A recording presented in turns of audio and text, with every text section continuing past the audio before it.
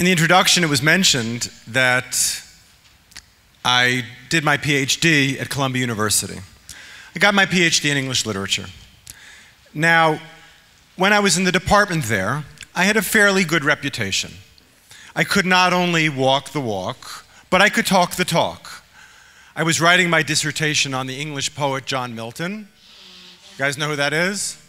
Baruch Hashem, an educated audience, an educated crowd.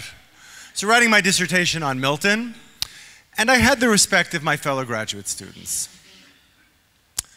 One day, my wife and I decided to follow one of our professors on a Saturday morning. That's what we did in our spare time. We stalked our professors.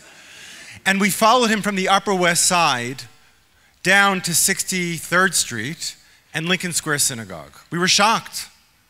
He seemed like a pretty smart guy. And we thought if he was interested in pursuing a life of Jewish observance and Jewish study, we should try it out. So we began to. And it was a slow process. But after a while, some of our behaviors changed. There was a Friday night meeting of graduate students at the West End Bar on 113th Street. And one evening, I didn't show up.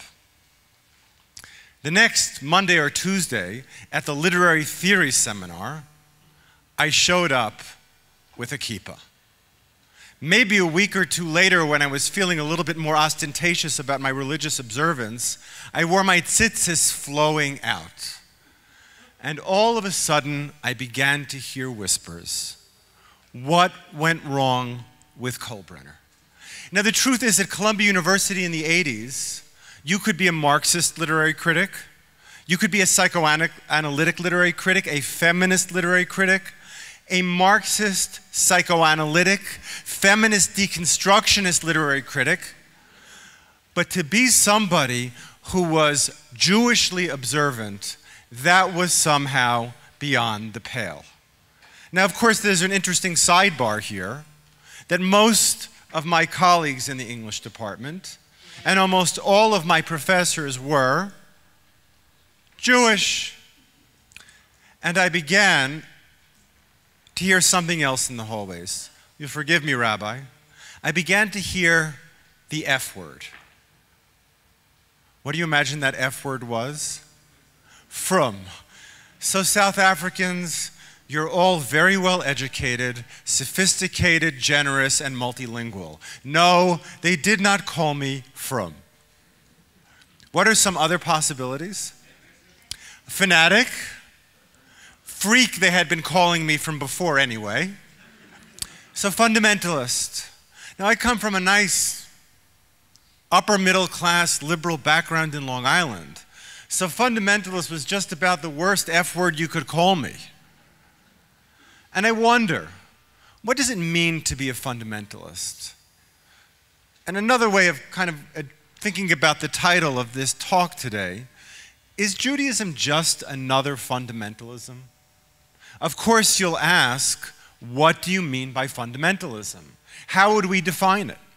So some people might suggest that fundamentalism is, and you can add things if you feel like it, a biblical literalism, a belief in absolute truth. I like a definition of fundamentalism which emphasizes the inability to deal with complexity, the inability to deal with nuance, the inability to deal with multiple perspectives. Now, that may also go along with this notion of absolute truth. Now, if I asked you a quick poll, do we believe in absolute truth? Don't be shy. So many people affirm that in fact we do. Yet another title for this talk is From Athens to Jerusalem. Now, as I already told you, I'm not from Athens, Georgia, and I'm not from Athens, Greece. I'm from Roslyn, Long Island. So when I speak about From Athens to Jerusalem, I'm speaking them not as geographical locations, but more as sensibilities. Moving from the sensibility of Athens, a Western cultural perspective, to the sensibility of Jerusalem. Another way of charting that path, of charting that journey, is thinking about the difference between the terms for truth in the two traditions. Athens is truth. What's the word for truth in Hebrew? emet. So do truth and emet mean the same things? Is there a journey that we take as we move from Athens to Jerusalem? In some sense, I think that may help us answer this question. Are we fundamentalists? Do we believe in absolute truth? To start off the conversation today, I want to look at some passages from a book that perhaps some of you have read. Oh, terrific. Book that came out maybe a decade ago.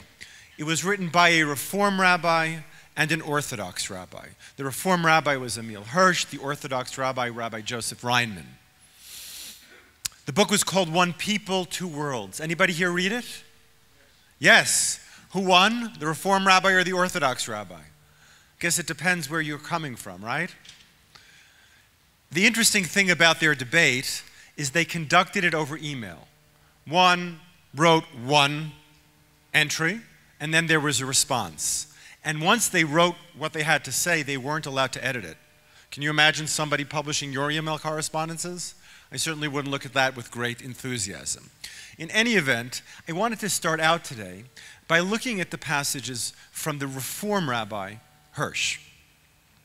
And he's writing in relationship, for people who can't see in the back, I think there's also a handout. He writes, however, if you say that you are in possession of absolute truth, I find this most troubling. And yes, it makes those who believe so dangerous. Here is where I raise the thinking of Isaiah Berlin. So this guy Hirsch, he looks at the Orthodox rabbi, you guys, and says, you believe in absolute truth, and that belief makes you dangerous. I'd like you to be attentive as we read these passages together to the rhetorical strategy that Hirsch is using. That is not only the content of what he's saying, but the rhetoric that he's using. Berlin writes, one belief more than any other is responsible for the slaughter of individuals on the altars of the great historical ideals. This is the belief that somewhere in the past or in the future, in divine revelation or in the mind of an individual thinker, in the pronouncements of history or science, or in the single heart of an uncorrupted good man, there is, note capital letters, a final solution. What do you make of the rhetoric of this passage? Who is Hirsch associating the Orthodox rabbi with? Choose your favorite. Who are your favorite fascists? Stalin, Mao, Hitler, the final solution? I don't remember how Reinman responded, but what might he have said? Hey, listen, some of my family also died in the Holocaust. It's a very strong argument. People who believe in absolute truth, I remember this when I was at Columbia, if you claimed to believe in absolute truth or you had professors who believed such, you were called a fanatic, a fascist, a fundamentalist. And that's what the Reform rabbi is saying to the Orthodox rabbi. Are there any Orthodox rabbis in the audience? Maybe we should be aware of them. Are they dangerous? So Hirsch goes on. He changes his approach slightly. And he writes, the problem is that if you think you have discovered what you call absolute truth, everyone else is either in error or blasphemous. There is no room for other opinions. Remember, he says parenthetically, we are talking about beliefs which by definition cannot be proven. All there are, Hirsch says, are beliefs and opinions. There's no such thing as truth. Does anybody here have any friends who might articulate such a perspective? What is this philosophical perspective, if we had to identify it with a term or a word or a phrase? Relativism. The belief that truth really is subjective. There's no such thing as absolute truth. Hirsch might say to Reinman, you claim to believe in absolute truth, but you're just like us. You're masquerading your beliefs and opinions in the garb of truth. But all they really are beliefs and opinions. As we'll see in a moment, this perspective has a very long history and a provenance. But Hirsch continues, and here his response is a little bit more anthropological or psychological. That's the thing with you guys. You need, crave, and demand certainty. Any uncertainty throws a monkey wrench in that perfectly constructed theological edifice of yours and threatens to bring it crashing down. One loose theological screw, one flawed philosophical nail, and it all collapses. Hey, the world is an uncertain place. Religion is an uncertain endeavor. And here he sounds a little bit like the American author Jack Kerouac. Life is a journey. Yeah. So according to Hirsch, what's behind orthodoxy? Orthodox Jews, Hirsch says, are nervous. They're anxious. Like a friend said to me when I became frum, I live with the questions, he said to me, an old friend from high school. You have embraced the crutch of religion. Again, an implicit psychological argument. The content of what you believe is really of no import. You do it to stave off this existential anxiety that the rest of us are brave enough to face. So Hirsch and Reinman are part of an argument, one espousing relativism, the other absolute truth, which has a very, very long provenance. Now, in order to discuss this further, I want to take a moment to talk about the philosophy of Plato. Now, when I do this at my class in Bar Ilan, as soon as I mention Plato's name, I see people beginning to doze off. And if I give this shiur on a Shabbos afternoon after the Cholent, as soon as I mention the name of Plato, everybody falls asleep. So given those limitations, although I know you're hungry and probably up, we'll try to do this as quickly as possible. In order to understand Plato, we have to understand his predecessors. Who was Plato's teacher? Socrates. Who came before Socrates? What philosophers came before Socrates? It's a trick question. The pre-Socratics. The pre-Socratics were sometimes called sophists, often embraced a kind of relativist perspective. They had a particular way of teaching. What would you do, what would you study if you went to a rhetorical academy? What does it mean to study rhetoric? What is rhetoric?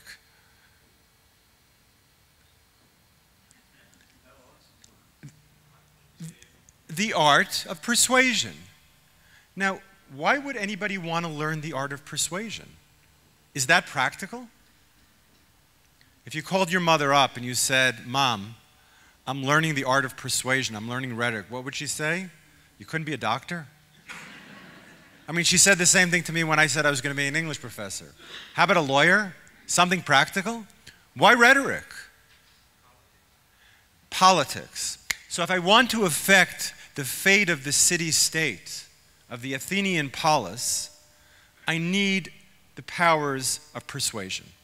I need to convince others of my perspective. Is rhetoric a lost art? Do we still use rhetoric? In what fields? You mentioned politics. Everything. Politics. In religion as well? Wow. Commerce, advertising. The great seat of rhetoric in our time. So the rhetoricians had a particular pedagogical method. It's related a little bit to debating clubs. Anybody here ever been in a debate club? Oh, good. So I'll describe how this pedagogy works, and let me know where I go wrong. I'm glad my wife isn't here. Anyway, let me know where I make a mistake here. So what kind of things get debated in debate clubs? Hot issues. What are the hot issues today? I mean, I'm an American, so I'll say the usual: abortion and euthanasia, legalization of drugs. So we'll pick a topic. Let's say it's euthanasia. So You go home, you find a quiet place in your house, and you look into your heart of hearts and think, what do I think about euthanasia? Then you go to your office, you Google euthanasia. Then you go back to that quiet place, you look into your heart of hearts again, you show up at the debate club, and you argue the strength and power of your convictions. Is that how it works? Where did I go wrong? You're assigned a topic. Meaning even if I feel one way, when I show up, they'll say pro or con. Con or pro. Well, why would it be like that? I'm interested also to think about what's the relationship between the pedagogy and the worldview that informs it. Hear what I'm asking? The relationship between this particular pedagogy, this particular teaching method, and the worldview or the notion of truth that informs it. What kind of notion of truth is behind this pedagogy? Pardon? Relative again. Why would that be? If I can convince you that something is true, then it's true. Truth is a function of argument. If I can convince you that Coke is it, then Coke is it. There really is no truth from a relativist perspective. Let's go on a Tioula field trip to Paris. We'll go to the Louvre, and I'll walk in front of you and I'll say, the Mona Lisa is the most beautiful picture ever painted. What will you say to me? Your South Africans are unbelievably polite, but you'll still say, that's your opinion. If we begin to start about morality and ethics, and I'll tell you, this is the way I think you should live your life, what will you tell me? Pardon? Finally. Yeah, I was going to say mind your own business. Buzz off. None of your business. Meaning you have your subjective perspective and I have mine. As I said at the beginning, some of my best friends are relativists. Are there any relativists in the audience? Don't answer. So there's a sophistic or relativist or pre-Socratic notion where truth is a function of who you are and where you're born and what period of history you're born into. Truth is subjective. So here's the Plato part, which we get to do really quickly. Plato comes on the scene and says there is an absolute truth which is true for all people in all places and all times. Right? It's not context related. There is an absolute truth which is true for all people and all places and all times. So again, if we had to do a soundbite for Judaism, we're about to do one, do we side with the relativists or the Platonists? So I guess if we're given the choice, although I'm gathering from your silence that we're already aware of the fact that these terms may not function for our purposes. And the path from Athens to Jerusalem, from truth to emet, may involve coming up with a different vocabulary. So let's now turn to our own tradition. A verse from Exodus describing the moment when Moshe Rabbeinu goes onto Har Sinai and he receives the Torah from God. And the Lord spoke unto Moses face to face as a man speaketh unto his fellow. What does that sound like?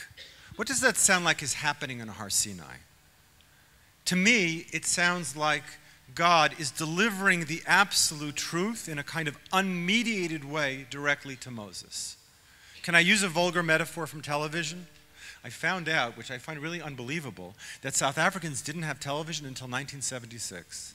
So while all you guys were reading books, I was at home in America, in New York, watching television, doing research for this year. So I think of the famous television show Star Trek and Dr. Spock, and when he wanted to get into the mind of somebody else, he would do the famous Vulcan mind meld, Lahavdil Elef Havdalas, the famous Vulcan mind meld.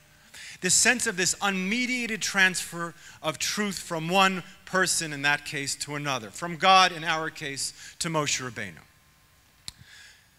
What are those words? How does face-to-face get translated into, or what is the original of face-to-face? Panim al panim. Now, interestingly, Rashi, the medieval commentator, takes the Aramaic translation of panim al panim, which is umlal umlal, which means, surprisingly, words to words. How does that change things? Words to words. Once I have words, what else necessarily follows? Interpretation. Good. So now I have a text in front of me. A text in two Jews. How many interpretations do I have? Only three? At least. From text or words to interpretation to multiplicity or difference. Meaning this will confound a tradition that comes from Plato and the Greeks. Because whatever is happening here, in this verse, the emphasis is on panim al panim, words to words, a text that needs to be interpreted. So that may change things, may make us look at things differently. I think it's before lunch, and I never like to read Spinoza before lunch, so let's just skip Spinoza. You know what? When you go home on the handouts, you can read it over dinner. Yeah? One of the ways in which the sages think about the issues we're discussing, what happens at the moment in which truth is absent. Really, the sages say, when Moses was alive, he had direct access to God. If he wants to know a law, a halakha, what does he do? Picks up the phone, calls God. So when Moses dies, and Moses dies is really the beginning of Masorah, the beginning of tradition, then the question of, well, what will our access be to truth? And the sages tell many stories, or the same story over again, in the Gemara in Tamura. And they say as follows. Rabbi Yehuda said in the name of Shmuel, 3,000 laws were forgotten during the period of mourning for Moses. They, Bnei Yisrael, said to Yoshua, to Joshua, ask. He replied, it is not in heaven.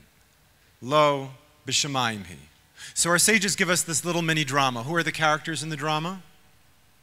People of Israel, Moses, God, and Yeshua. Moses dies. What happens when Moses dies? Loss. What's the response of the people of Israel to that loss? They go to Joshua and they ask. Ask what? Go up to God and find out what these laws are. I mean, why would they want that? They want the completeness of truth as they had it when Moses was alive. They don't want uncertainty. None of us want uncertainty, and the people of Israel in this story don't want it either. What's the response back from God? It is not in heaven. Lo b'shamayim hi. It's a verse from Deuteronomy, by the way. So what is God telling the people of Israel? I gave you the Torah already on Har Sinai, on Mount Sinai. That happened. We entered into a relationship on Har Sinai. And now, it's up to you. It's in your hands. It's interesting that in other traditions, other religious traditions, Christianity especially, and other philosophical traditions, the movement is always up. Think of Plato's forms. They're up in the heavens. In this story, the movement is down. Lo b'shamayim hi. It's in your hands. Another story many of you are familiar with. The famous debate about the ritual purity of an oven, the Tanur Shel Achnai, between Rabbi Eliezer and the sages. It has been taught. On that day, Rabbi Eliezer brought forth every imaginable argument, but they did not accept them. He said to them, if the law agrees with me, let this carob tree prove it. Thereupon the carob tree was torn 100 cubits out of its place. No proof can be borne from a carob tree, they replied. Again he said, if the law agrees with me, let the stream of water prove it. Whereupon the stream of water flowed backwards. No proof can be brought from a stream of water, they replied. Skip down 4 lines from the bottom. Again, Rav Elazar said to them, if the law agrees with me, let it be proven from heaven. I mean, if you could imagine, God forbid you got into a debate or a dispute with your spouse, this would be very convenient.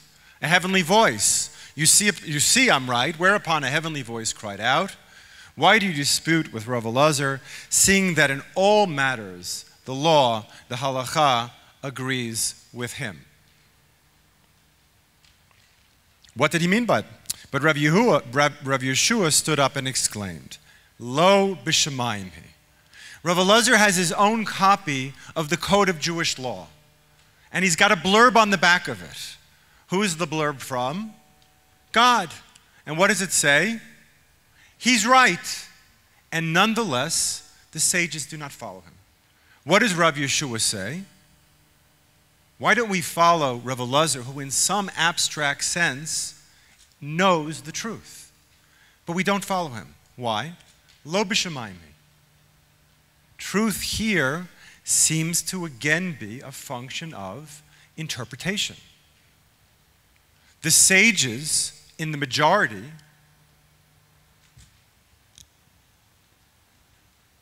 win over Rav Elazar. Okay? Yeah.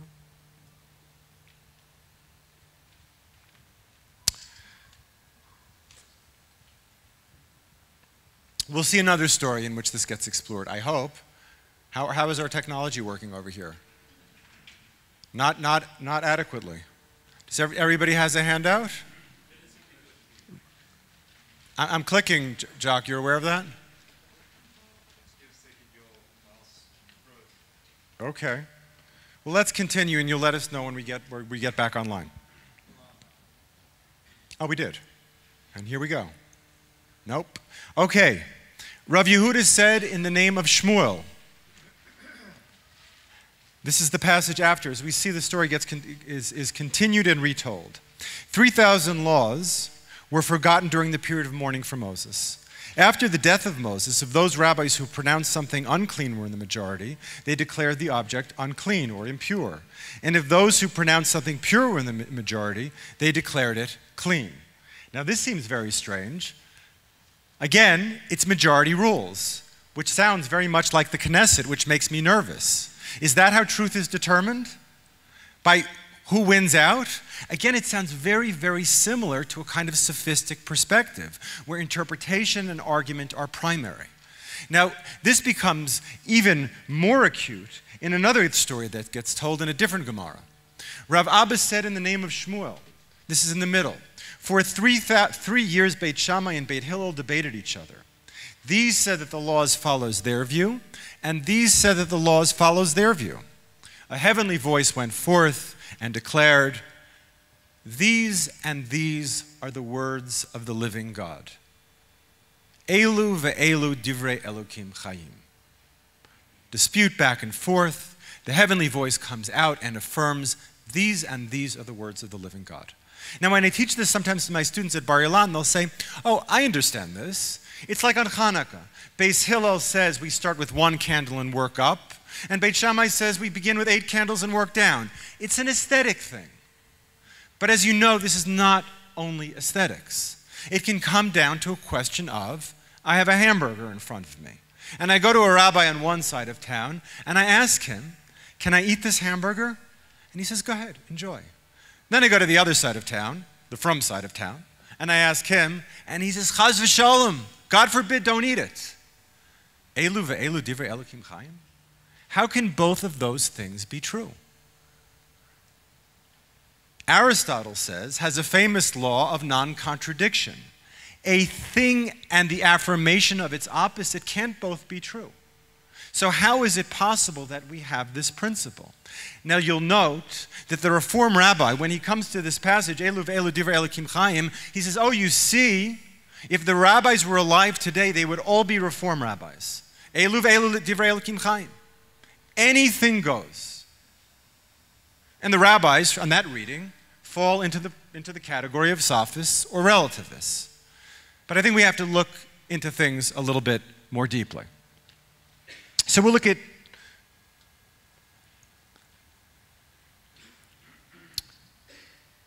The Balei Tosfot, who are quoted by the Ritva, Balei Tosfot are Rashi's grandchildren,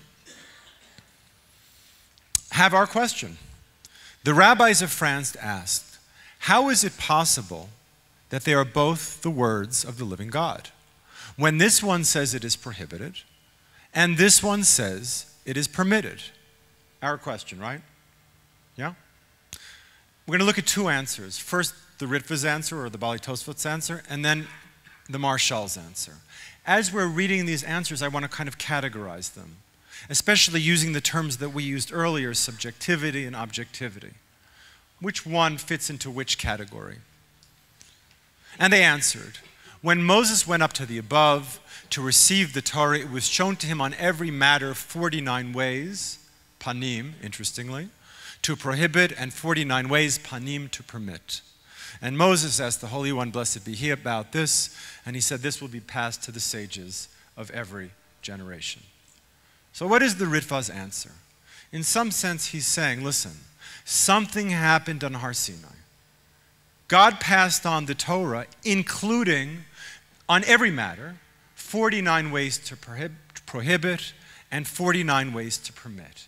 It all objectively happened on Har Sinai. If we made a movie, we would see it all happening there.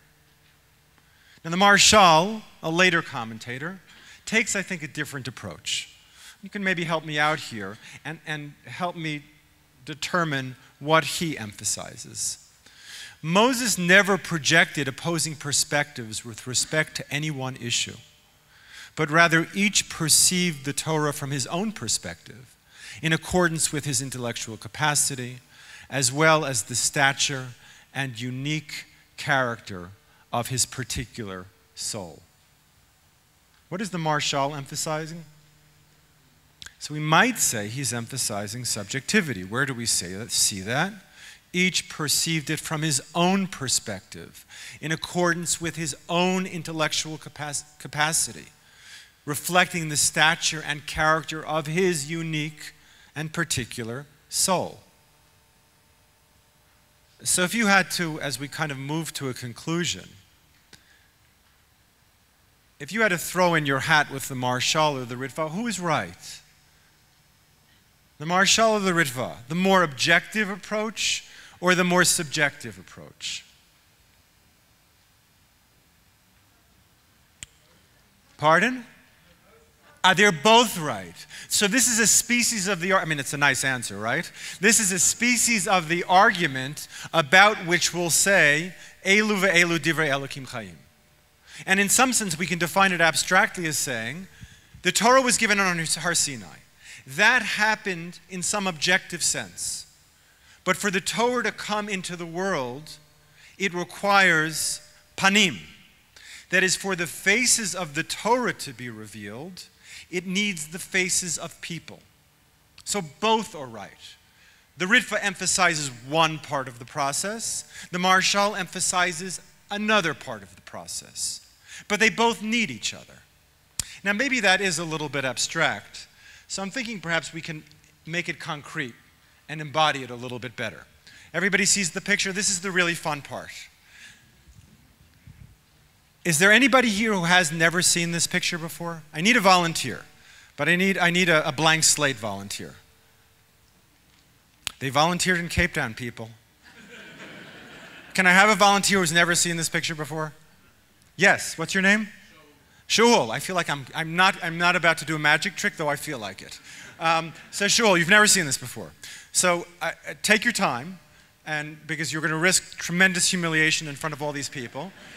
But please tell us, what is it here that you see? Shul says that he sees a duck. Time to change your mind. Time's up. Are we sure it's a duck? Absolutely sure it's a duck. Now what is it? A dead duck.